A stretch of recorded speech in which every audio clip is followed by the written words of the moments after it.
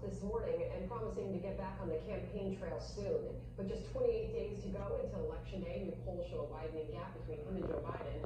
Let's bring in Trump 2020 campaign National Press Secretary Hogan Gidley. Hogan, good morning to you. Welcome back. Let me get the poll out of the way because this is out there. This is the new CNN poll. After that first debate, it does show Joe Biden with a commanding lead now, 57% to President Trump's 41%. Coronavirus handling has been a central issue for the Biden campaign. How does the messaging on the part of the Trump campaign change, or does it, you tell me, after the president has been infected with it? Well, a couple of things. First of all, I'm not really going to listen to polls from CNN. They don't have the best, most stellar reputation for being real news, and we can always talk about flawed methodology. I don't want to get into that. These are the same pollsters, though, that had the president down and out in 2016. He fought back. He won the race then. He's doing the same thing right now. This president has great numbers via our internal polls, enough to win and retain the White House. And so we're looking forward to him getting back on the trail when the doctors say it's physically feasible for him to do so. He's ready now, and if he had his druthers, I don't know if he'd ever gotten off the trail. But he wants people to be safe, and he wants people to take this very seriously. But at the same time, he wants them to be able to exercise their First Amendment rights to assemble, especially when it relates to preparing to vote in this upcoming election. And by the way, the only reason I say get this out of the way is I do know that you, and on this program frequently, do dismiss the polls. But 28 days to go, you have to look at them, and you have to look at what they're reflecting as far as sentiment of the people and where the direction that they're going heading into Election Day. Of course, noting that anything could change. 28 days is a long time still. But when you look at the question I just asked you, the coronavirus messaging, your campaign came on this program yesterday morning, Erin Perini. She somehow is now launching a new line of attack on Joe Biden, it appeared. You listened to it.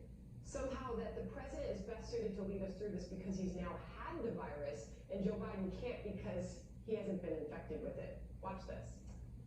He has experience as commander-in-chief. He has experience as a businessman. He has experience now fighting the coronavirus as an individual. Those first-hand experiences, Joe Biden, he doesn't have those. He doesn't know what it's like to create a job other than hunters. Joe Biden doesn't know what it's like to have to stand up and serve as commander-in-chief of this country.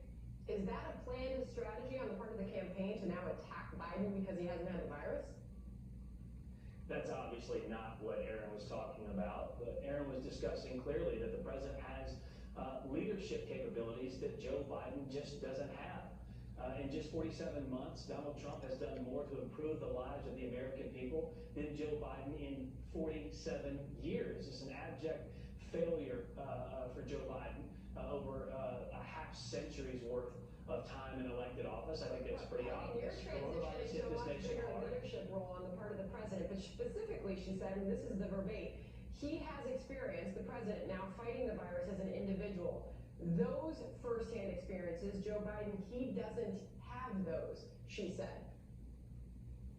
The president himself, in the videos he released, being very transparent, letting the American people into his hospital room, in essence, even talked about the fact that he has learned so much about this virus, how having now gone through it, sharing the experiences of so many people in this country now. He understands what the fights are that people have gone through. He understands now more about the medicine, more about the information, and that makes total sense. Anybody who experiences something directly has a different level of understanding about that experience, and so the president's no different. He literally stared down coronavirus. It looks like he's on the back end of it. The two best words I've ever heard Doc Conley say, he's back.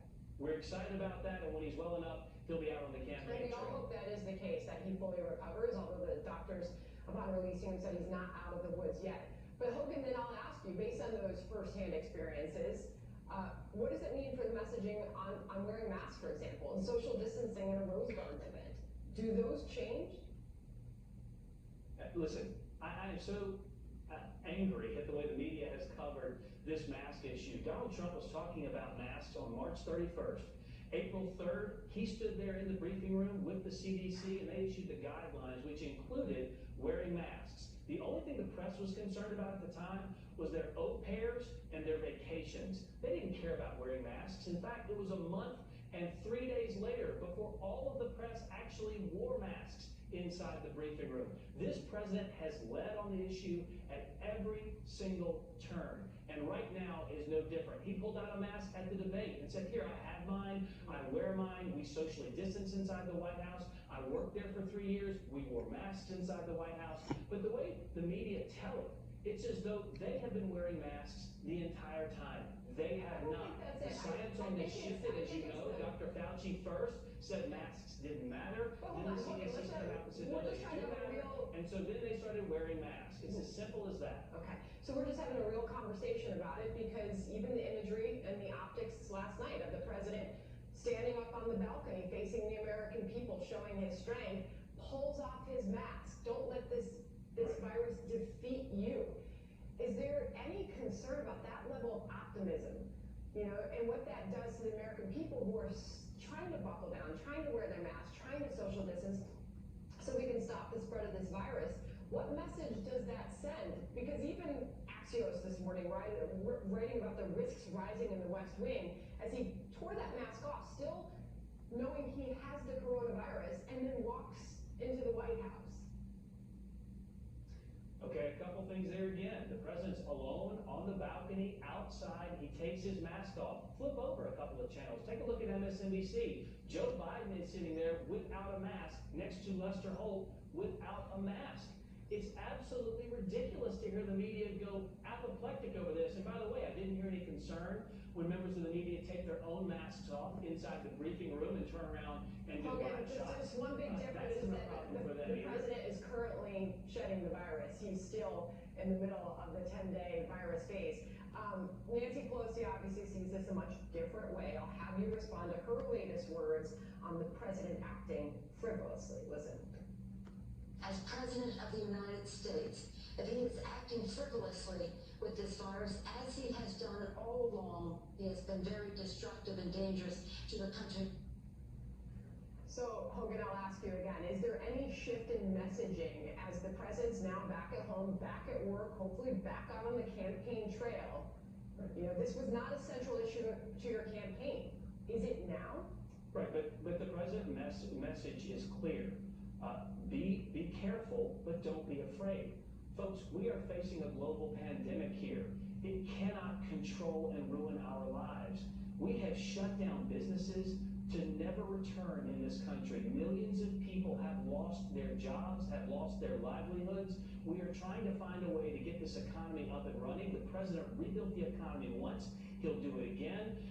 We are seeing people out there struggling to make car payments, house payments, rent payments.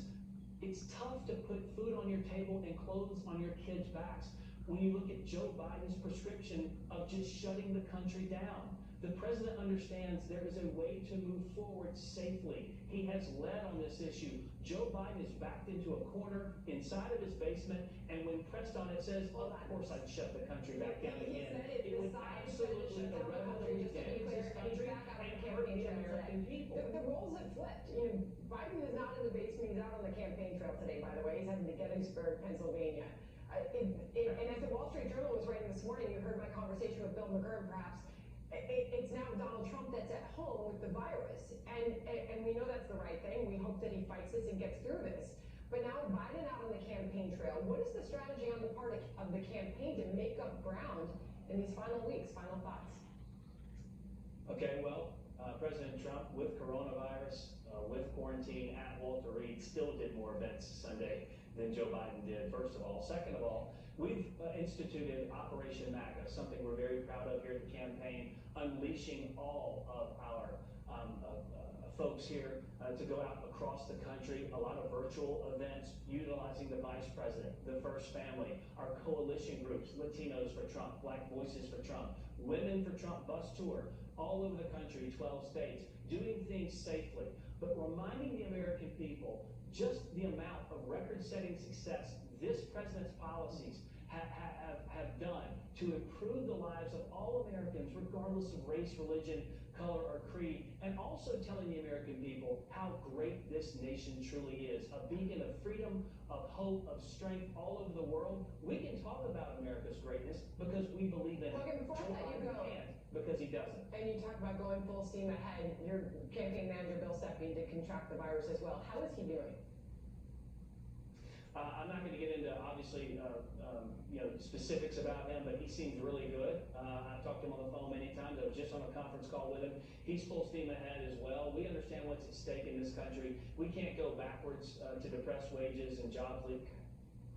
All right, we've lost Hogan's shot. Sometimes we go too long and then we lose the satellite. Hogan, our apologies. We'll have you back soon. Appreciate his time this morning. Trace? Well, some critics are blasting Joe Biden's town hall last night.